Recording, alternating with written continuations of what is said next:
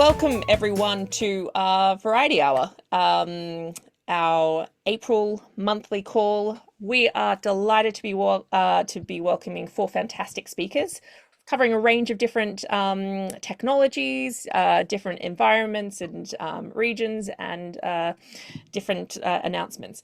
And so the first speaker I'm going to throw to is Anna, who's joining us from GSMA.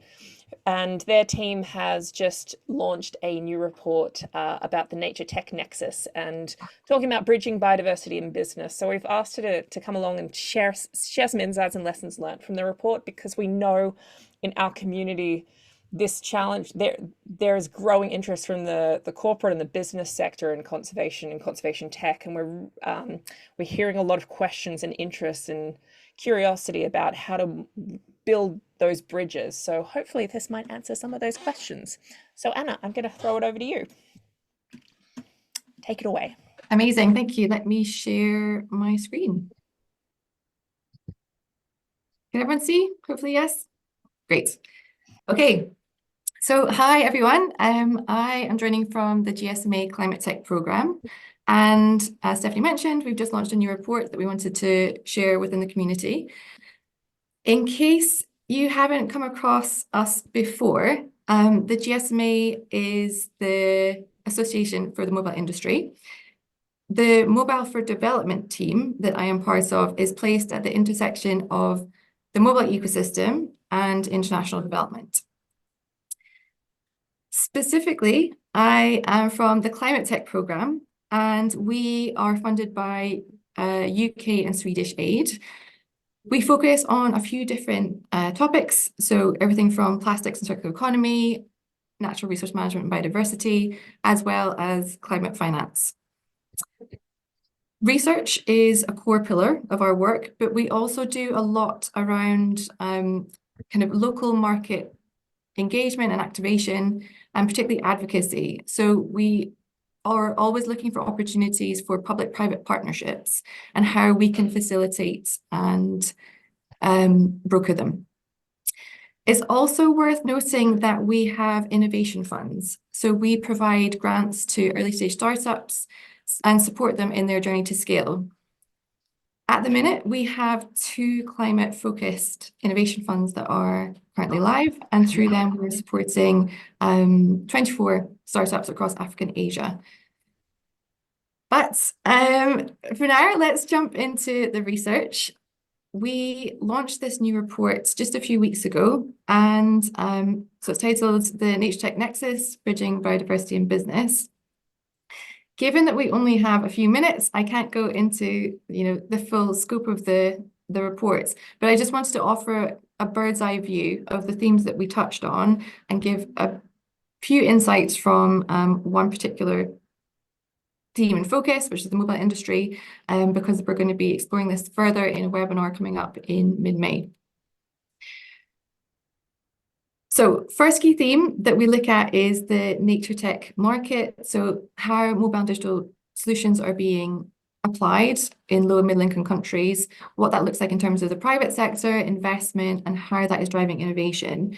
We were focused particularly on monitoring, reporting, and evaluation, monitoring, reporting, verification activities, as well as AI, because that is those are the tech that seems to be garnering the most investment and interest at this stage. The second key theme that we were looking at was more about startups. So given that we have our innovation funds, we're always interested in how the startup ecosystem can be supported. And from our analysis, we saw that since 2020, there's been a boom in startups that are specifically trying to target biodiversity-related issues. Given that the vast majority of them are very early stage, they are predominantly reliant on grant funding. And even when we had our last innovation fund round, approximately 1 in 10 applicants were specifically focused on biodiversity. Our interest then was really on understanding what business models are showing the most promise for startups in helping them navigate to a more sustainable footing. So in the report, we present various use cases and revenue streams that are offering the most tangible and practical promise for startups in helping them navigate in their journey to scale. And finally, as I mentioned, the mobile sector is obviously a key area of interest for us, and we wanted to understand better the role of the private sector in how it can be investing and supporting and driving change to in tackling biodiversity loss, but specifically what the mobile industry is doing and what the opportunities are for the mobile sector going forward. And that's what I'll just focus on and give you a very brief view on from the report. So we talked with mobile operators across Africa and Asia to really understand what they're doing and where they see the barriers and the opportunities for further work within biodiversity. At this stage, there is action happening, but it's very much driven by the new nature-related reporting requirements, particularly EU CSRD, but also against the backdrop of the Global Biodiversity Framework. The mobile operators told us that biodiversity is becoming an issue of interest. It's rising up the agenda internally, but as it stands, it's not quite at the same level of climate or net zero commitments, and it is still a topic of interest, but not quite there, and something that everyone is just trying to really get to grips with at this stage. The vast majority are just scoping. So there's a lot of materiality assessments happening, biodiversity strategy papers being written, and it's worth noting actually that within the GSMA there is a task force that has been brought together, and it currently has 36 mobile operators that are working together to understand the sector's impacts on biodiversity, as well as the strategy for the sector in the coming years. For us, we really wanted to understand what initiatives looked like within the mobile industry and those kind of projects or initiatives that were specifically addressing biodiversity needs. We found a lot of examples that fell predominantly under mobile operators' foundations or their CSR arms. So, for example, a lot of really strong projects addressing reforestation or supporting endangered species. But what was really interesting was slowly we're seeing more and more examples where mobile operators are thinking about the triple bottom line. So they're thinking about people, profit, and planet as they are tackling and trying to better get to grips with biodiversity and nature-related action. Because models that are more commercially driven will naturally have better buy-in internally and will then consequently have a longer lifespan and can be scaled and replicated. This is what we wanted to focus on. In the report, we present a few different case studies and examples. I only have time to show one today, but we had a very interesting example from Indonesia. The mobile operator Indosat Rudu Hutchison worked with the GSMA last year, up until last year, as well as an Indonesian local government and with funding from German International Development Support. And they were piloting the application of IoT solutions to help shrimp farmers in North Kalimantan in Indonesia.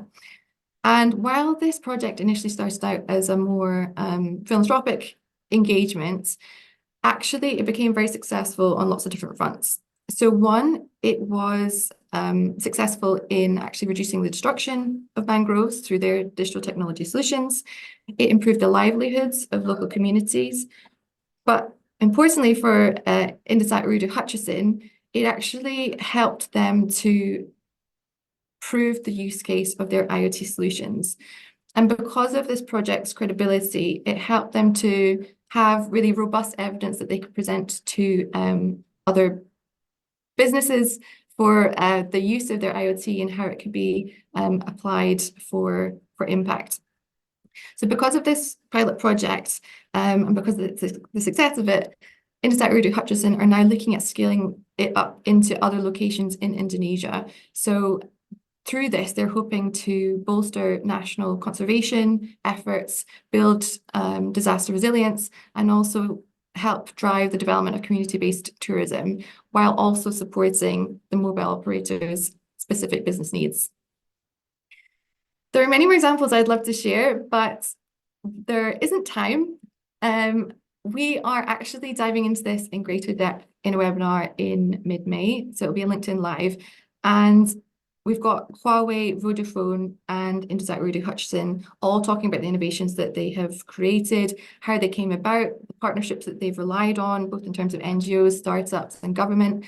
And really what their perspectives are in how the mobile industry can be using technology, infrastructure, expertise, and investment to drive action and address biodiversity loss. I will stop there. But just to say, if you're interested in getting in touch, either relates to research or partnerships or anything in between, then please do reach out. And in the meantime, I'll just pop details of the webinar I mentioned in the chat. Perfect. I was just about to ask you if you would do that because I think I'm curious to hear more. That sounds really interesting.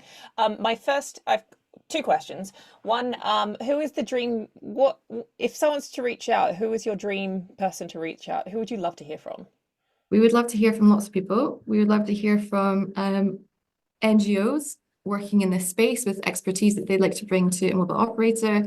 We'd like to hear from startups that have been navigating this topic and are also interested in partnering.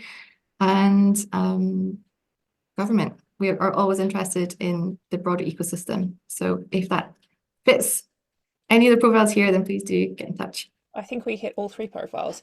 And you mentioned that my follow-up question was you mentioned startup funding. You're talking startup, the sort of funding you're offering is for-profit startups, right? Rather than non-for-profit?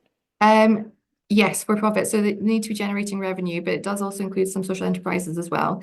We Okay. don't have any live open innovation fund rounds. We closed last year, but yeah, we're supporting a range of different startups at this stage. Cool. Awesome. I'm going to email you separately. That was wonderful. Thank you so much, Anna. That was a really interesting and great taste of the report and case studies. And you're about to drop in the link to the follow-up event where you're going in more detail. So we'll have that in the chat if anyone wants to hear more. And grab Anna either in the chat or over email if you want to chat to her more.